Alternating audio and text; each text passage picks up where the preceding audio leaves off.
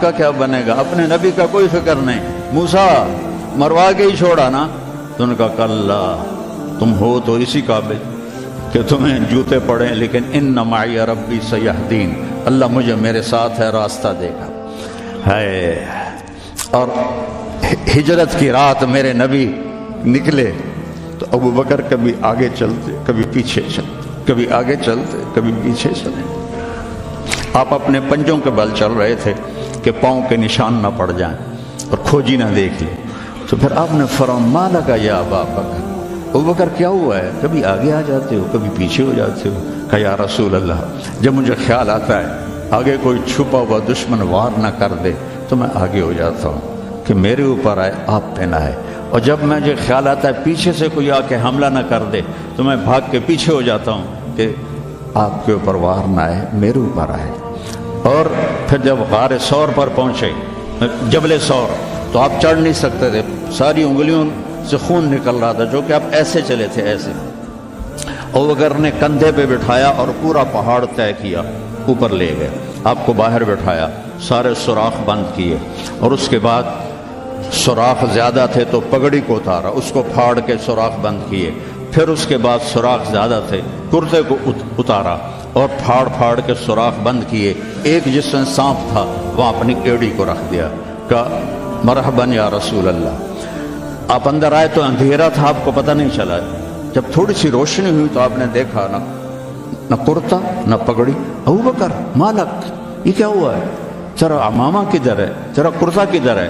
تو کہا یا رسول اللہ یہ سوراخ تھے، مجھے ڈر ہوا کہ ان میں کوئی چیز آپ کو تکلیف نہ پہنچائے تو میں نے اپنے کپڑے پھاڑ کے سوراخ بند کیے ہیں. تو ایک دم میرے نبی رونے لگے اور ہاتھ اٹھا کر کہا یا اللہ میں ابو بکر سے راضی ہوں، تو بھی اس سے راضی ہو جا اور اسے جنت میں میرا ساتھی بنا تھا. تو ایک دم جبریل آئے، یا رسول اللہ، اللہ تعالیٰ فرما رہے ہیں ہم ابو بکر سے راضی ہو اور جنت میں آپ کا ساتھی بنا دیا. انہوں نے میرے نبی کی زندگی کو یوں سچ کر دکھایا. موسیٰ علیہ السلام کی قوم کو اللہ نے کہا جاؤ ملک شام جا کے عمالقہ سے لڑو.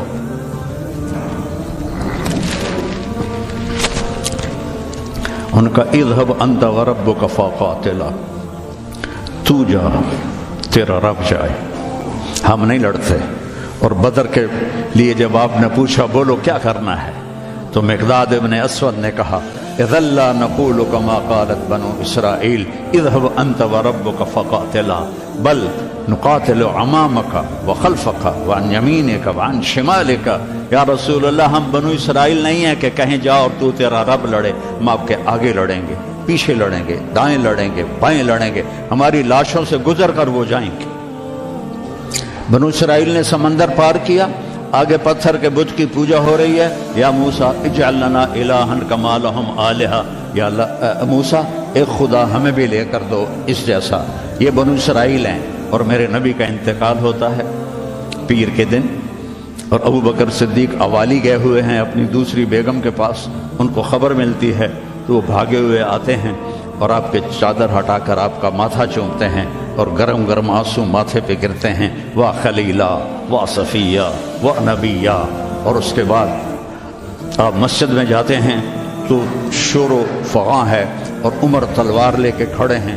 جو کہے گا اللہ کا رسول فوت ہو گیا میں اس کو قتل کر دوں گا، وہ اللہ کے پاس گئے ہیں، وہ واپس آئیں گے. تو ابو بکر ممبر پر آئے، کہا عمر اقعد اقعد. کھڑے ہوئے آدمی کو کہنا ہو بیٹھ جاؤ تو اقعد، اور لیٹے ہوئے آدمی کو کہنا ہو بیٹھ جاؤ تو اجلس. یہ حسن عربی ہے کہ ہر حیت کے لیے الگ لفظ ہے. کھڑے کے لیے اقعد، لیٹے ہوئے کے لیے اجلس. عمر اقعد، کہا نہیں بیٹھوں گا. تو پتہ چل گیا کہ جوش میں ہے. ممبر پر آئے، ایھا الناس من کان یعبد محمدا فإن محمدا قد مات. جو محمد کی پوجا کرتے تھے وہ سن لو کہ انہیں اللہ نے بلا لیا، ان کا انتقال ہو گیا. ومن کان یعبد اللہ فإن اللہ حی لا یموت. اور جو ایک اللہ کی پوجا کرنے والے ہیں ان کا رب زندہ ہے، موت سے پاک ہے. میرے نبی نے ایسے لوگ تیار کیے جنہوں نے میرے نبی کی زندگی کو سچ کر دکھایا اور جانوں کے نذرانے پیش کر کے آپ کی زندگی کو دنیا میں زندہ کیا۔ اس لیے واحد جماعت ہے صحابہ کی جن کی زندگی میں ان کو جنت کے وعدے کر دیے گئے، کلن وعد اللہ الحسنی۔ اس میں سابقین بھی اور لاحقین بھی، سب کے لیے جنت کا اللہ تعالیٰ نے وعدہ فرما دیا ہے۔ ایک امت تیار کی، ایک امت تیار کی۔ سارے قرآن نہیں پڑھے ہوئے تھے، حضرت خالد بن ولید نے فجر کی نماز پڑھائی، تھوڑی سی آیات ایک جگہ سے پڑھی، تھوڑی سی ایک جگہ سے، تھوڑی سی ایک جگہ سے، اس طرح کر کے انہوں نے نماز مکمل کی، اور نماز کے بعد کہنے لگے لقد شغلنی الجہاد عن القرآن، بھائی معاف کرنا، جہاد کی وجہ سے میں تو قرآن بھی نہیں پڑھ سکا، لیکن بنے کیا وہ، بنے کیا؟ موتا کی جنگ ہے اور میرے نبی کے سامنے منظر کھل چکا ہے۔ آپ نے فرمایا تھا جب چلے تھے کہ پہلا امیر زید بن حارثہ ہوگا، یہ شہید ہو تو پھر جعفر بن نبی طالب ہوگا، یہ شہید ہوں تو پھر عبداللہ بن رواحہ ہوں گے، یہ شہید ہوں تو پھر جسے مرضی بنا لینا۔ ایک یہودی سن رہا تھا، کہنے لگا اعتراض گئے، یہ گئے، یہ نہیں زندہ آتے۔ تو اور وہاں 1,00,000 رومی اور 3,000 صحابہ۔ تو حضرت زید بن ثابت شہید ہوئے، اللہ کے نبی نے کہا تقدم زید فقاتل وقتل ودخل الجنہ ثم اخذ الرایۃ جعفر فقاتل وقتل ودخل الجنہ۔ پھر عبداللہ بن رواحہ ایک کونے میں 3 دن سے کچھ نہیں کھایا تھا، گوشت کی بوٹی نوچ رہے تھے کہ آواز پڑی جھنڈا گر گیا ہے عبداللہ، تو انہوں نے وہیں پھینکا۔ پہلے 2 درویش تھے، فقیر تھے، یہ بڑے مالدار تھے، پہلے 2 مہاجر تھے، یہ انصاری تھے، 4 بیویاں تھیں، باغات تھے، غلام تھے۔ فتردد بعد التردد، تو تھوڑی دیر کے لیے بیوی بچے غلام باغات کا خیال آیا، تو کہنے لگے عبداللہ بیویوں کا خیال ہے سب کو 3 طلاق، باغات کا خیال ہے سارے صدقہ، غلاموں کا خیال ہے سارے آزاد۔ اقسمت یا نفس لتنزلن کارہۃ او لتطاوعن ان اجلب الناس وشد الرن ما لی اراک تکرہین الجنہ اطالما قد کنت مطمئنہ هل انت الا نطفۃ فی شنہ۔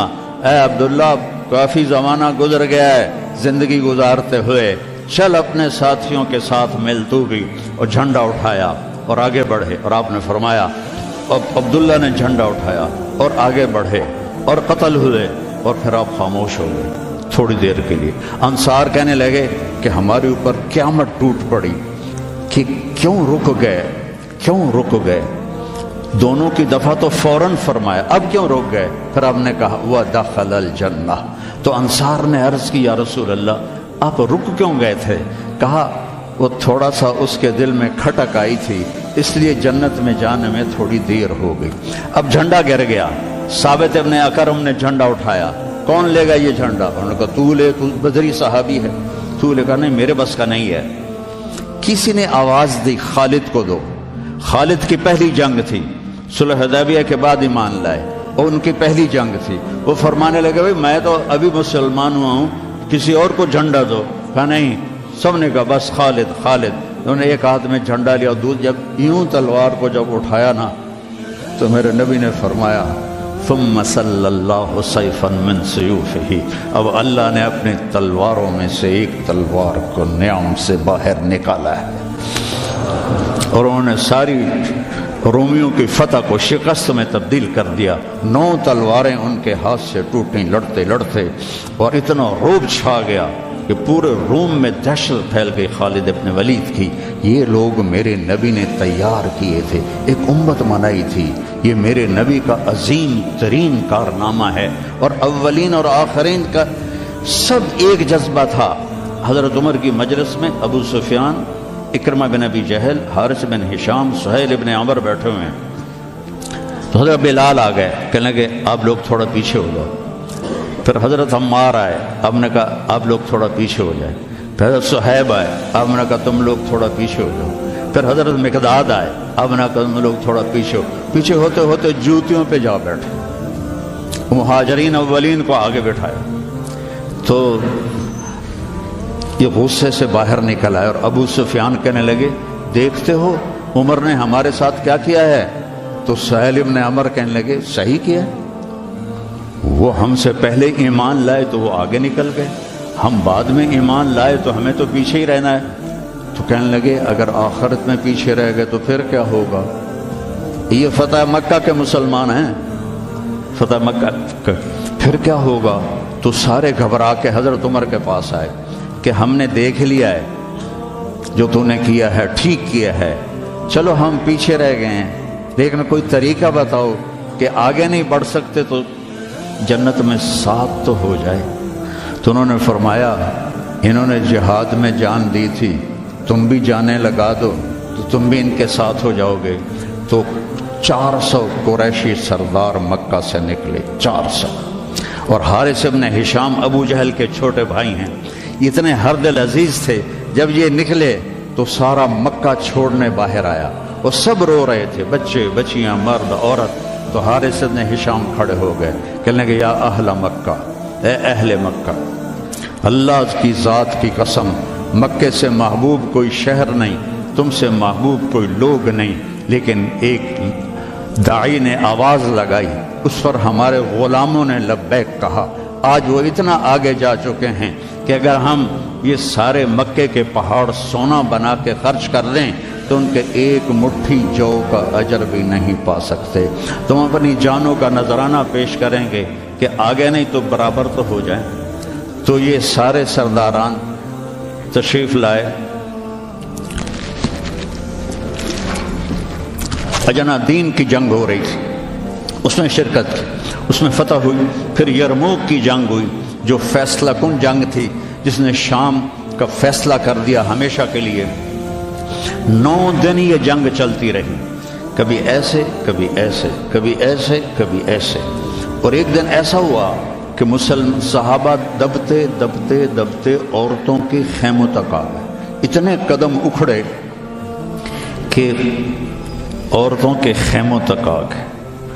تو حضرت اکرمہ رضی اللہ تعالیٰ عنہ نے اپنی تلوار کی نیام کو توڑ دیا اور لوہے کے ٹوپی کو اتار کے پھینک دیا، کہا من یبایعنی علی الموت، یا اللہ ہمیں موت دے گا یا فتح دے گا۔ تو حضرت خالد بن ولید اور اکرمہ رشتہ دار ہیں، تو خالد بن ولید نے ان کا ایسے ہاتھ پکڑ لیا، نا نا نا نا نا نا، ابھی تمہاری ہمیں ضرورت ہے، یہ نہ کرنا یہ نہ کرنا۔ تو انہوں نے کہا الیک عنی، دور ہو جاؤ مجھ سے، انی و ابی کان من اشد الناس عداوۃ لرسول اللہ و افر منکم اليوم، میں اور میرا باپ ساری زندگی دشمن اسلام رہے، آج ہی تو داغ دھونے کا وقت آیا اور میں بھاگ جاؤں۔ ان لک سابقۃ، تو مجھ سے پہلے ایمان لا چکا ہے اور آگے بڑھ چکا ہے، پیچھے ہٹ جا، میرے راستے میں حائل نہ ہو۔ تو سب سے پہلے ان کے بیٹے عامر بن اکرمہ نے بیعت کی، پھر حارث بن ہشام، سہیل بن عمر، زرار بن اوزر، ابو سفیان بن حرب، ان سارے سرداروں نے بیعت کی، اور سب نے اپنے خود لوہے کی ٹوپیاں پھینک دیں اور تلواروں کی نیامیں توڑ دیں اور شیر کی طرح حملہ آور ہوئے، وہ سارے روم کو پلٹا کے پیچھے پھینک دیا۔ اور جب روم کے قدم اکھڑ گئے تو خالد بن ولید فوراً بھاگے بھاگے واپس آئے کہ میں پتہ کروں کہ اکرمہ کس حال میں ہے اور عمر کس حال میں، رشتہ ایک مخزومی ہے نا دونوں۔ تو جب عمر کو دیکھا تو وہ ختم ہو چکے تھے، جب اکرمہ کو دیکھا تو ان میں کچھ سانس باقی تھا، تو انہوں نے ان کا سر اپنی گود میں لیا اور منہ میں تھوڑا پانی ٹپکایا اور ان کے بیٹے عمر کا سر یہاں رکھ لیا، یہاں۔ تو ان کی آنکھیں کھلی کر قول کہ میں خالد ہوں۔ کہ کیا کیا اللہ تعالیٰ؟ کہ اقر عینک، اپنی آنکھیں ٹھنڈی کر، اللہ نے فتح دی۔ کہ اچھا عمر کو کہہ دینا جو تم نے کہا تھا وہ ہم نے کر دیا، جو تم نے کہا تھا وہ ہم نے کر دیا، اور جان نکل گئی۔ تو حضرت خالد بن ولید کو حضرت عمر پہ غصہ آ گیا۔ عرب جب غصے میں بولتے تھے تو ماں کے نام سے پکارتے تھے، اور جب اچھے ماحول میں ہوتے تھے تو باپ کے نام سے پکارتے تھے. تو یہاں حضرت خالد کہنے لگے کلا زعم ابن الحنتمہ اللہ نستشہد. حنتمہ حضرت عمر کی ماں کا نام ہے.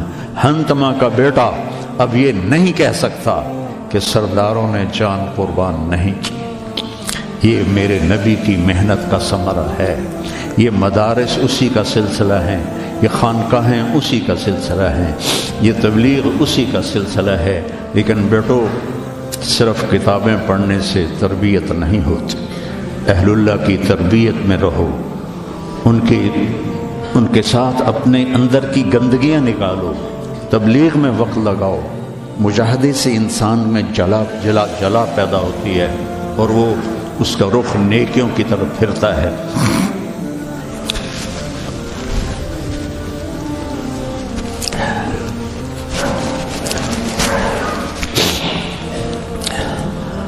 تو نیت کرتے ہو سارے؟ چند باتیں کہتا ہوں. اپنے اس ماحول میں غیبت کسی کی نہ کرو نہ سنو. غیبت اشد من الزنا, غیبت زنا سے زیادہ سخت کام ہے. غیبت نہ کرو کسی کی.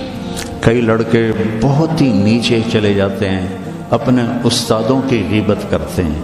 یہ محروم ہو جائیں گے, یہ کبھی بھی علم حاصل نہیں کر پائیں گے. تو مجھے ایک واقعہ یاد آ گیا. قاضی احسان احمد شجاع آبادی رحمۃ اللہ علیہ ختم نبوت کے امیر تھے. تو میرے والد صاحب سے بڑا ان کا گہرا تعلق تھا. تو ہمارے گھر آتے تھے, میں چھوٹا تھا.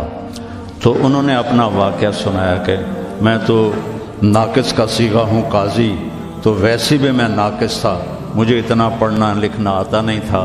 اور ایک طالب علم تھا جو بہت قابل تھا, اور وہ استاد پہ ایسا اشکال کرتا کہ استاد کو جواب نہیں آتا تھا, تو پھر وہ ہنس پڑتا تھا.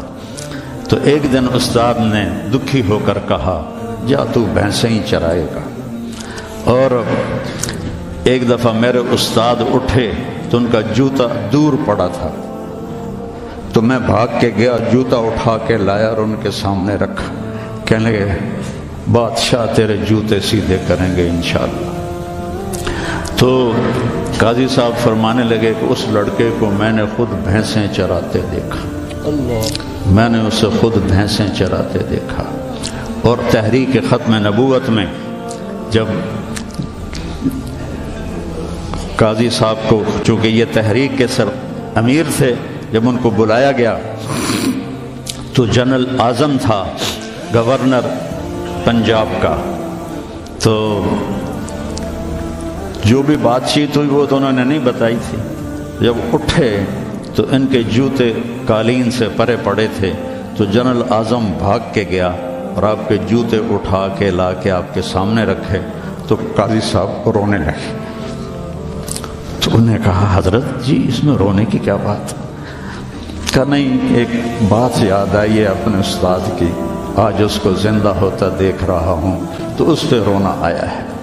اپنے استادوں کی غیبت نہ کرو, ان کی برائی نہ دیکھو, وہ آنکھیں بند کر دو جو کسی کی برائی دیکھتی. اپنے عیب دیکھو, دوسروں کی خوبیاں دیکھو.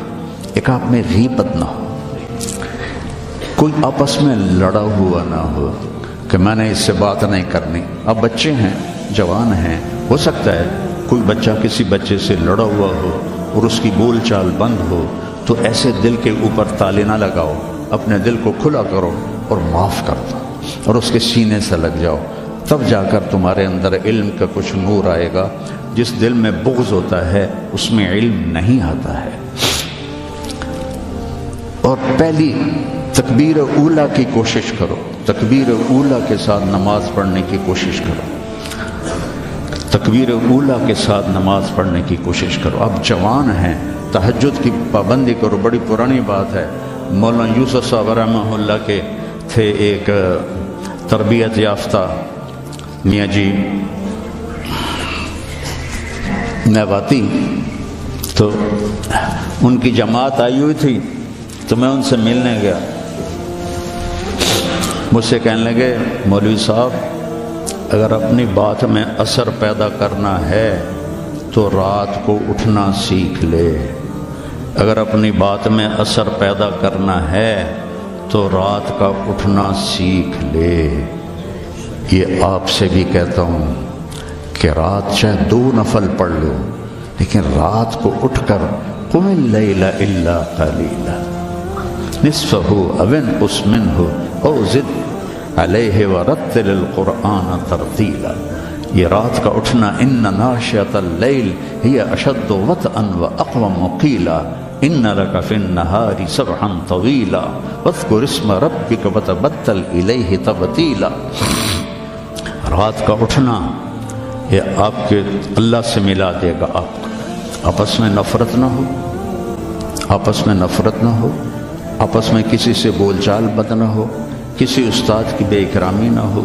پھر چاہے تمہارے کچے پچے سبق بھی ہوں گے نا، جب اللہ کام لینے کا ارادہ کرتا ہے پھر کچا پکا نہیں دیکھتا، پھر اسے قبول کرتا ہے۔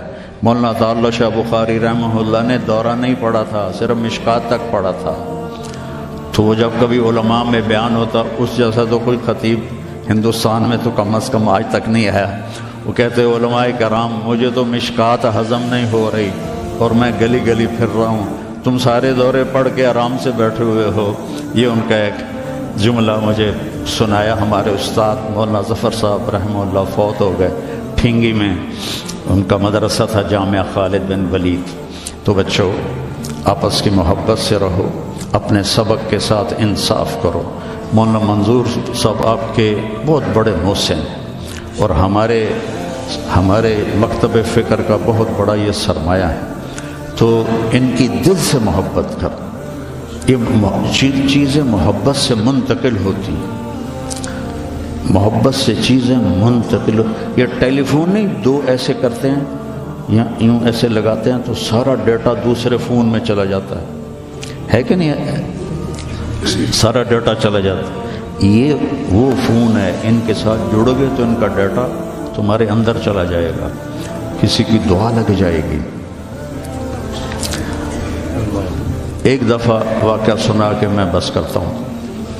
میں مدرسے کا امیر تھا رائمنڈ میں، تو مجھے سارے دن کی کارگزاری سنانی ہوتی تھی مولانا احسان صاحب کو، جو آج کل بہت علیل ہیں۔ تو میں برآمدے میں کھڑا تھا، سردیوں کے دن تھے، تو مولانا عبد الرحمن صاحب رحمۃ اللہ علیہ میرے استاد تھے، سب سے شفیق، وہ برآمدے میں ان کا بستر ہوتا تھا، مولانا احمد بٹلہ وہ، تو انہوں نے کروٹ بدلی اور کیا ہائے زور سے، تو احمد بٹلہ صاحب فرمانے لگے مولوی صاحب خیریت ہے، کیا ہوا؟ کہنے کہ سر میں بڑا درد ہے۔ تو اس وقت رائمنڈ میں تھرموس رکھنا جرم تھا، تو 2-3 لڑکے تھے جنہوں نے چھپا کے رکھا ہوا تھا، تو مجھے پتا تھا، تو میں اسی وقت اڑ کے گیا اور اس سے میں نے کہا تھرموس دو، انہوں نے کہا وہ وہاں چھپا کے رکھا ہے۔ میں نے وہ لیا اور بغل میں دبا کے اوپر چادر لے لی، سردیوں کا زمانہ تھا۔ مولانا تشریف لائے، ان کے ساتھ میں ان کے گھر تک گیا، ان کو کارگزاری سنائی، وہ اندر گئے، میں نے وہیں سے دیوار سے چھلانگ لگائی۔ یہ 72-73 کی بات ہے، جب کوئی بازار نہیں تھا رائمنڈ میں، 2-3 صرف چھوٹے چھوٹے ہوٹل تھے اور 10 بجنے والے تھے، اور اس وقت سناٹا ہوتا تھا۔ میں نے کہا یا اللہ چائے بھی مل جائے اور سر درد کی گولی بھی مل جائے تو آج میرا کام بن جائے۔ تو میں نے سارا دیکھا تو سب ہوٹل بند، ایک ہوٹل بند تھا لیکن تھوڑا سا کیواڑ کھلا ہوا تھا اور اندر سے روشنی آ رہی تھی، وہ انور نام کا ایک ساتھی تھا مرحوم، اس کا ہوٹل تھا۔ میں اندر گیا، میں نے کہا بھائی انور چائے چاہیے؟ کہا بھائی میں تو تھک گیا ہوں سارا دن، تو خود بنا لے۔ تو وہ سٹوو ہوتا تھا ہوا والا، وہ میں نے چائے بنائی، تھرموس میں ڈالی۔ میں نے کہا کوئی سر درد کی گولی ہے تیرے پاس؟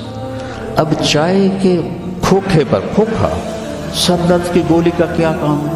کہنا کہ وہ پھٹے پر دیکھو شاید کوئی پڑی ہو۔